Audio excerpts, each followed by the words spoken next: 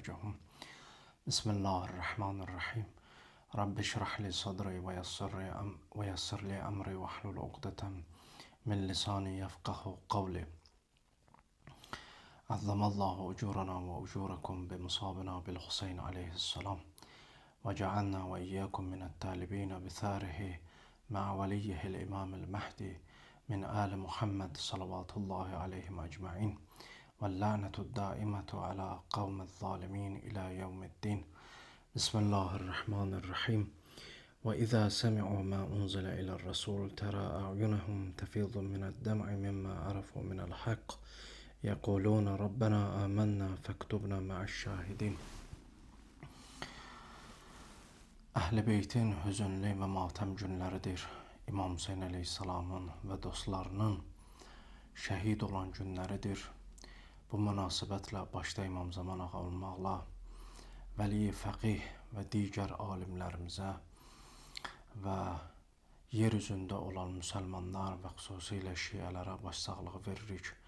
Allah Teala bu mesajı, bu mərifəti, bu dini bu günlərdə insanlara çatdıranların bütün əməllərini, məddahların, şairlərin, xətiblərin, moizə eləyənlərin hamısının əməllərini dərəcəyə qəbula yetirsin, bizimkiləri də onların içində. Biz söhbətimizə başlamamışdan əvvəl bir neçə sual istəyirəm. Deyim ki, o sualların əsasında biz söhbətimizi edəcəyik və söhbətə əgər diqqətlə qulaq assaq, o sualların da cavabları məlum olacaq. Birinci sual budur ki, dinimizdə bu ki, matəm günlərində və yaxud Əhl-i Beytin şad günlərində, məscidlərdə, Hüseyniyələrdə, evlərdə, evlərin qapısının üstündən bayraqlar, pərçəmlər, ələmlər asılır. Dinimizdə buna dair bir hədis, bir əlamət, bir işarə varmı, yoxsa yoxmu? İkinci sual budur ki, hansı göz yaşının faydası var? Məgər hər göz yaşının dinimizdə Allahın yanında, Peyğəmbərin və Əhl-i Beytin yanında dəyəri və məqamı var, yoxsa bir qeydi olmalıdır? Üçüncü sual budur ki, İmam Hüseyn əleyhissalamın qiyamının fəlsəfəsi nədir? Dördüncü sual budur ki, hədəf və nəticənin fərqi nədir? Beşinci, İmam Hüseyn əleyhissalamdan bir dənə mübarək hədis sizlərin nəzərinə çatdıracaq. Amma birinci sualımız ki, hansı göz yaşının Allah dərgahında dəyəri, savabı, əcri var? Allah Teala Qur'an-ı Kərimin Maidə surəsinin 83-cü ayəsində belə buyurur ki: "Və izə səmi'u mə unzilə ilə'r-rəsul tərə ə'yunəhum təfidu minəd-dəm'i mimmə ərəfu minəl-haqq yəquluna Rabbana amannə fəktubna ma'əş-şahidin." Peyğəmbərin zamanında Məsihilər, Xristiyanlar Allah Peyğəmbərinə, Allah elçisinə nazil olan Qur'anı, haqqı eşitdikdən sonra və o haqqa mərifət tapdıqdan sonra, mərifət tapdıqlarına görə gözlərini, sevinc yaş gözləri doldurur və yanaqlarına axır. Bu hadisəni Allah Teala Qur'an-ı Kərimdə Peyğəmbərə buyurur ki, elə ki onlar sənə nazil olan haqqı eşidib və ona mərifət tapdılar, gözlərindən göz yaşı axdı. Təfidu minəd-dəm'i mimmə ərəfu minəl-haqq. Yəni təfidu, yəni axdı yanaqlarına sənə nazil olan haqqa mərifət tapdıqlarına görə. Və bu mərifəti tapdıqlarına görə ki, sevinirlər və ağlayırlar. Allah Teala bunu Qur'an-ı Kərimdə ayə olaraq nazil eləyir. Və bu ayənin bu yerinəcə məlum olur ki, hər göz yaşı Allah dərgahında dəyərli deyil. O göz yaşı Allah dərgahında dəyərlidir ki, mərifətlə bərabər olsun. Əgər insan İmam Hüseyn əleyhissalamın və digər imamlarımızın həyatından Allahın qanunlarını, Allahın ayələrinə mərifət tapmaya, amma gecə-gündüz göz yaşı tökə, onun heç bir dəyəri və məqamı yoxdur. Və ayənin sonunda Allah Teala onların dilindən belə buyurur ki, "Yəquluna Rabbana amannə." Elə ki, mərifət tapdılar, Allahın elçisinə nazil olan ayələrə və orada sevinç gözyaşları axıtdılar. Deyərlər ki, ey bizim pərverdigarımız, biz sənə iman gətirdik. Əgər bir insan Allaha dua eləyirsə, daha yaxşıdır ki, Allahı bu adla çağırsın. Rəbbənə, ey bizim Rəbbimiz, ya da pərverdigara, ey bizim pərverdigarımız. Buyurur ki, dedilər ki, pərverdigara, biz sənə iman gətirdik, fəktubna mə'əş şahidin. Bizi şahidlərlə bir yerdə yaz. Bizi də o sıraya daxil elə. Şahidin kimdir? Şahidin, yəni insanların əməllərinə şahid olan insanlar. Allahın izni ilə, Allahın icazəsi ilə üzr istəyirəm. Allahın izni və icazəsi ilə bəzi insanlar ki, peyğəmbər və ondan sonra imamlarımız insanların əməllərinə şahiddirlər.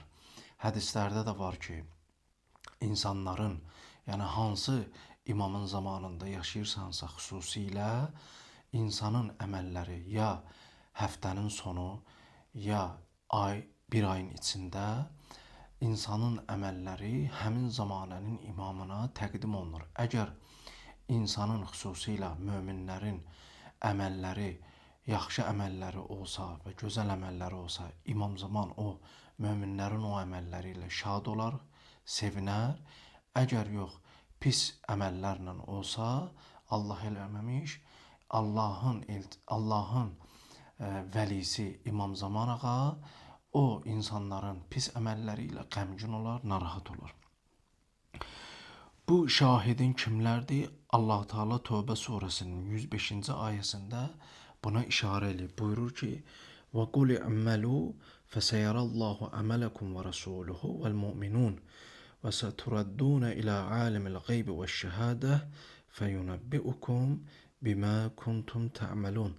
Allah Teala buyurur ki, hər nə istəyirsiniz əməl eləyin, hər necə istəyirsiniz əməl eləyin, amma bunu bilin ki, Allah Teala sizin əməlinizə şahiddir, sizin əməlinizi görür və onun Allahın Rəsulü və Allahın elçisi Həzrət Muhammed sallallahu aleyhi və səlləm sizin əməlinizi görür. Vəl-mu'minun. Müminlər də kimdir? Məlum məsələdir ki, insan ağılla da düşünəndə normal bir mömin şəxs hər keçdiyi günə əgər peşmandırsa, hər etdiyi əmələ görə peşmandırsa, bu digər möminlərin əməllərinə necə şahid ola bilər ki?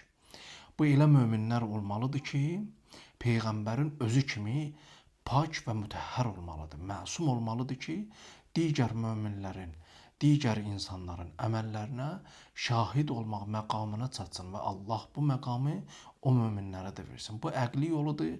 Hədislərimizdə də var bu ayənin, yəni bu kəlmənin altında şərh verirlər, buyururlar ki, hədislərdən nəql edirlər ki, möminlər həmin bir peyğəmbərdən sonra gələn 12 dənə məsum imamlardır ki, insanların əməllərinə şahiddirlər.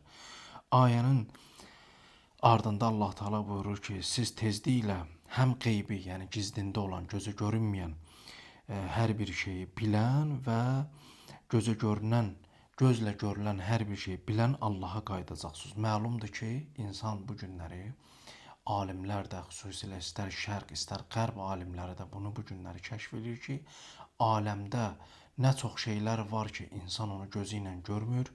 Zahiri, cismi, o əli ilə, ayağı ilə, qulağı ilə, ağzı ilə, burnu ilə, gözü ilə hiss eləmədiyi